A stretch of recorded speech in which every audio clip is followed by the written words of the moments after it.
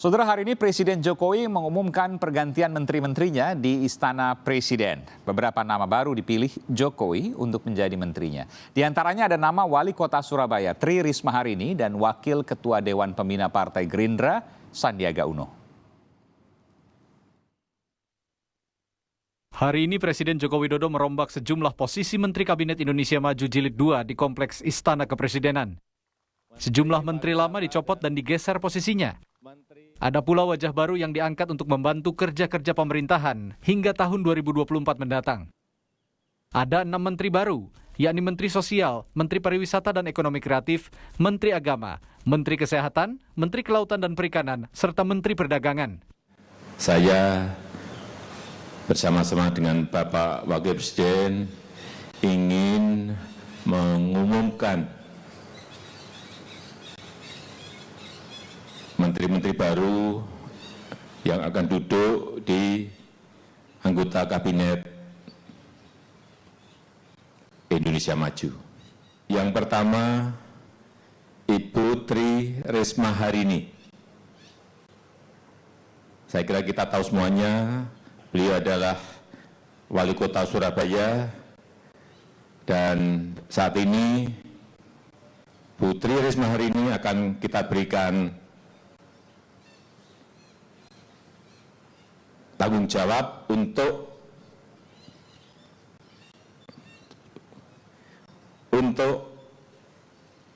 menjadi Menteri Sosial. Yang kedua, saya ingin mengenalkan, tapi kita semuanya saya kira sudah tahu, yaitu Bapak Sandiaga Salahuddin Uno.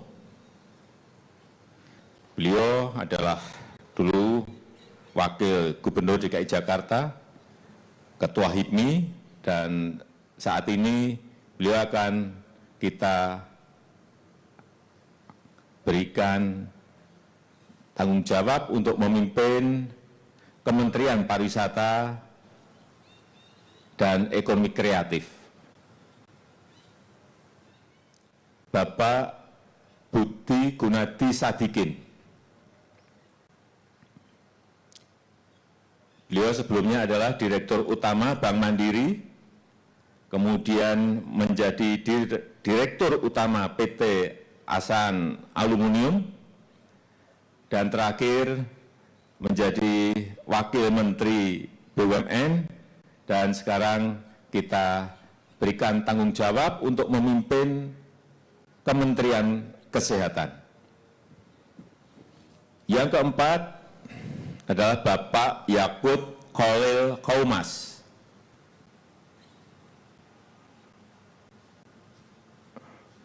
Beliau adalah tokoh Muslim, Ketua PPGP Ansor, dan akan kita berikan tanggung jawab sebagai Menteri Agama. Yang kelima, Bapak Sakti Wahyu Trenggono. Beliau sekarang ini memegang jabatan di Wakil Menteri Pertahanan dan akan kita berikan tanggung jawab untuk menjadi Menteri Kelautan dan Perikanan. Yang terakhir, Bapak Muhammad Lutfi. Beliau sebelumnya pernah di Kepala BKPM, kemudian Menteri Perdagangan, kemudian Duta Besar Indonesia untuk Jepang, dan terakhir Duta Besar Indonesia untuk Amerika Serikat. Dan sekarang akan kita berikan tugas memimpin Kementerian Perdagangan. Pengamat politik sekaligus Direktur Eksekutif Indobarometer Muhammad Kodari menilai, hal yang paling tepat dari momen perombakan kabinet kali ini adalah penunjukan Tri Risma Harini sebagai Menteri Sosial. Bahwa Kementerian Sosial ini adalah kementerian yang pekerjaannya salah satu paling banyak di zaman COVID. Ya kan? Karena dampak dari COVID itu pemerintah harus memberikan bantuan sosial gitu. Jadi harus pekerja keras. Kalau pemalas ya bantuan sosialnya kapan nyampe? Kasihan rakyat gitu. Nah, sebagai kepala daerah, sebagai wali kota, dan wali kota itu berurusan langsung dengan kehidupan sehari-hari masyarakat, itu dia akan punya solusi tuh. Gimana tuh ngatasin kendala-kendala seperti itu, dia akan punya solusi gitu. Yeah. Jadi punya perspektif lah mengatasi perspektif masalah bansos dari kacamata kepala daerah. Gitu. Tuntutan perombakan kabinet ini semakin menguat pasca drama korupsi menggerogoti kursi Menteri Sosial dan Menteri Kelautan dan Perikanan. Menteri Kelautan dan Perikanan Edi Prabowo terjerat kasus suap izin impor benih lobster, serta Menteri Sosial Juliari Batubara terjerat korupsi dana bansos COVID-19. Perombakan kabinet perlu diiringi komitmen bagi para menteri untuk menjaga amanah dan integritas memajukan Indonesia. Tim Liputan, Kompas TV, Jakarta. Saudara, 6 menteri baru siap dilantik besok pagi dan mengemban tugas yang terbilang berat, menyelamatkan negara di tengah berbagai tekanan dan juga dampak buruk akibat COVID-19. Apa saja yang kira-kira bisa diberikan para menteri baru ini yang memiliki tugas krusial di kabinet?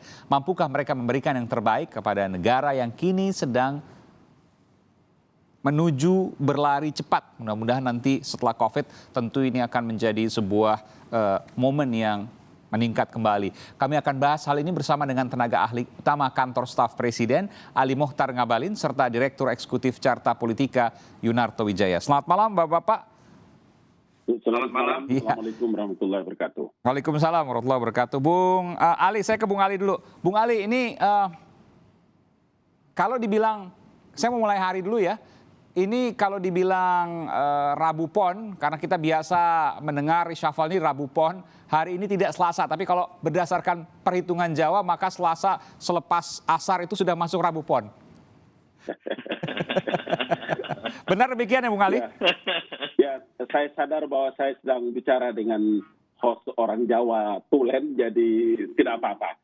Yang pasti bahwa kalau Bapak Presiden mau mengambil satu keputusan dan Bapak Presiden mau mengambil satu kebijakan, insya Allah undang-undang memberikan kewenangan penuh kepada beliau dengan hak prerogatif beliau, sehingga tidak pernah pilih waktu siang, sore, malam, hari Ahad, hari Minggu. Semua hari itu bagus. Yang agak repot itu kalau hari mau. Tetapi oke ya, apapun alasannya, kita tetap memberikan apresiasi yang luar biasa karena beliau mengambil langkah-langkah dan satu kebijakan yang out the box ya gitu. Ini memberikan satu pencerahan baru dalam dinamika politik di tanah air dengan kapasitas dan kedudukan beliau sebagai pemimpin besar, imam besar di Republik ini, ya, sebagai presiden dan sebagai kepala negara. Oke, saya ke Bung Yunarto. Yang benar itu adalah Presiden Jokowi, gimana? imam bagi seluruh rakyat Indonesia. Ya harus, karena memang sudah dipilih sejak 2014 dan 2019 lalu. Saya ke Bung Yunarto Wijaya. Bung Yunarto, Bung Toto, apa yang Anda catat dari perubahan ini? Perubahannya signifikan atau ya so-so? Pertama polanya sebenarnya kan kalau kita coba rumuskan ya, pertama politik merangkulnya ini mencapai titik klimaks ya. Jadi kalau bercanda netizen dan meme yang sudah muncul itu kan bukan hanya calon presiden lawan yang sudah dapat jabatan, calon wakil presiden lawannya sekarang juga sudah dapat jabatan. Sempurna sudah, kira-kira seperti itu. Politik merangkul ini juga terlihat bukan dalam konteks itu. Politik akomodatif atau merangkul ini juga terlihat bagaimana catur politik dagang sapi itu tetap terjadi. Tunggu sebentar, sebelum sampai sana, saya ingin tanya, politik merangkul. Emang penting ya, karena sekarang begini, semuanya kan sudah bersatu. Artinya begini, Bung Sandi juga kita tahu bahwa sekarang dekat dengan Kepala BIN misalnya, Pak Budi Gunawan misalnya di satu asosiasi game ya. Lalu kemudian Pak Prabowo ya sejak pertemuan di MRT kan tidak ada masalah. Artinya kalau bicara soal rekonsiliasi kan agak nggak kena nih. Gimana jadi maksud Anda? Saya bukan bicara mengenai politik rekonsiliasi dari sisi Sandi saja ya. Itu hanya satu hal yang paling ekstrim. Dan itu menarik sekali dibahas oleh para netizen. Kedua, politik merangkul ini juga terlihat dari sisi bagaimana partai-partai tetap mendapatkan jatah sesuai dengan jumlahnya loh. Kalau kita lihat kan kebingungan ketika ada kader PDIP dengan Gerindra kemudian kena kasus korupsi. Ada juga Menteri Perdagangan yang kemudian diganti berasal dari PKB. Tapi kemudian semuanya tergantikan. Dengan adanya Ibu Risma, dengan adanya Sandiaga Uno, dan dengan adanya Gus Yakut, mewakili PKB misalnya. Di sisi lain, misalnya kalau kita lihat satu contoh, munculnya nama Mas Trenggono. Kalau kita lihat ini tadinya kan jatah dari Gerindra di posisi KKP. Dan kalau kita lihat munculnya nama Mas Trenggono juga mungkin menyebabkan pihak-pihak yang dianggap pemilik saham terbesar dalam konteks ini misalnya PDI Perjuangan ataupun Gerindra, kita tahu Mas Treng itu bagian dari orang yang bekerja sama dengan Pak Prabowo setahun terakhir. Munculnya nama Mas Treng ini memang cenderung akan lebih bisa diterima oleh kekuatan politik tadi. Itu yang menurut saya coba dilakukan oleh Jokowi. Nah, tetapi yang membedakan dan menurut saya lumayan bisa diapresiasi adalah munculnya nama-nama yang mewakili politik akomodatif tadi cenderung memang lebih bisa diterima publik sekarang. Kalau kita lihat Ibu Risma itu menjawab sekali kegalauan, oh kok PDIP lagi, oh tetapi Ibu Risma oke lah kita terima, karena dia bukan sekedar kader, tapi orang yang punya latar belakang baik sebagai kepala daerah. Sandiaga Uno cenderung memang dianggap punya pengalaman dan modal politik kuat, misalnya dibandingkan dengan Mas Tama atau nama lain kader-kader Gerindra yang misalnya dimunculkan. Jadi dan kalau kita lihat muncul nama-nama lain pun hampir semuanya punya pengalaman secara birokratis dan politik. Makanya tadi Pak Jokowi lepas banget. Kayaknya bangga sekali pas bicara track record. Kayaknya Pak Jokowi lepas sekali kalau kita lihat ya, kalimatnya itu selalu diulang, kita semua sudah tahu nama ini gitu. Jadi ini upaya dari Jokowi, walaupun belum sempurna, untuk tetap melakukan politik akomodatif, tetapi juga memilih nama-nama populer yang cenderung tidak menimbulkan. Jadi acceptance publiknya itu tinggi lah, kurang lebih begitu ya, Bung Toto ya? Kira-kira seperti itu. Oke, tadi Anda sempat mengatakan bahwa politik dagang sapi nggak bisa dinafikan dalam reshuffle kali ini. Anda mau menjelaskan soal itu? Ya jelas, karena jumlah dari jatah partai tetap sesuai. Dan kita tidak bisa menafikan bahwa siapapun yang jadi presiden dengan sistem multipartai, hari pertama dia membentuk kabinet, itu dia harus berhitung mengenai politik balas budi. Ketika nanti ada satu partai dalam reshuffle ini misalnya, berkurang jatahnya satu, bukan tidak mungkin itu akan mengubah logika yang sudah disepakati bersama oleh partai-partai.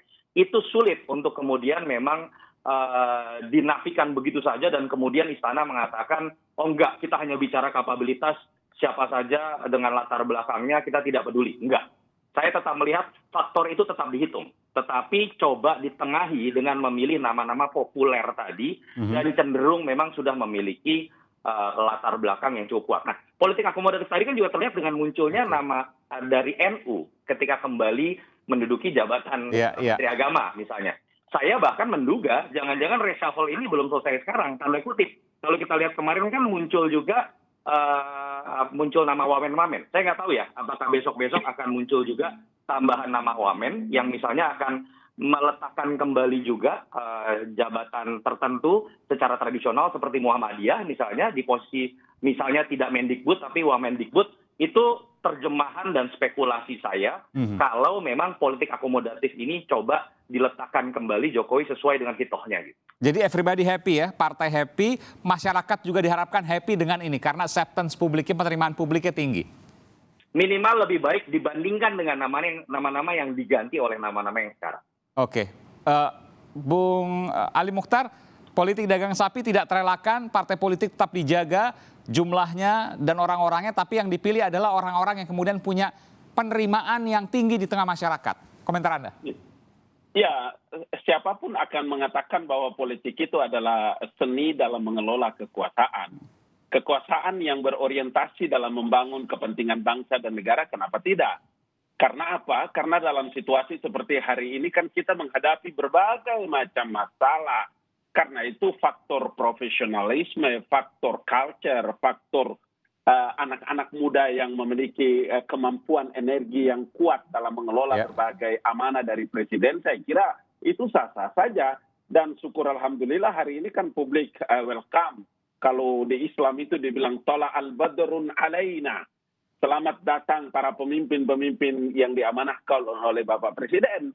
Dan saya kira kita harus memberikan satu apresiasi yang luar biasa bahwa tentu dalam satu evaluasi yang tidak gampang bagi seorang kepala negara dan kapasitas Presiden Joko Widodo memilih kemudian melakukan assessment, melakukan evaluasi dengan senantiasa berharap bahwa apa yang telah diangkat dan dipilih beliau-beliau ini benar-benar bisa menjalankan amanah jauh lebih baik dalam situasi negara yang kita tahu belum lagi dalam masa pandemi dan seterusnya. Karena itu saya kira saya tetap memberikan apresiasi terhadap apa yang disampaikan oleh sahabat Yunarto ya sebagai seorang analis, dan ini memang otaknya luar biasa. Saya sudah kenal lama. Pintarnya luar biasa. Dan mudah-mudahan bisa dialog kita ini memberikan pencerahan kepada publik tanah air bahwa inilah watak dan karakter yang dimiliki oleh seorang presiden yang namanya Joko Widodo. Ya, itu Anda sampaikan, meskipun tadi katakan kalau emang everybody happy, saya akan buka-bukaan juga nih dari hasil reshuffle ini. Mungkin ada yang nggak happy, karena kita tahu bahwa 2 menteri yang dicopot itu dekat dengan sosok yang bernama Luhut Binsar Panjaitan. Sebut saja Pak Fahru Rozi, mantan Menteri Agama. Lalu kemudian ada Terawan Agus Putranto, mantan Menteri Kesehatan, yang besok kemudian harus lengser dari 2 posisi ini. Saya nggak tahu posisi nanti akan ditempatkan di mana. Tapi 2 nama itu sulit untuk dinafikan. Keduanya sangat dekat dengan Pak Luhut Binsar Panjaitan.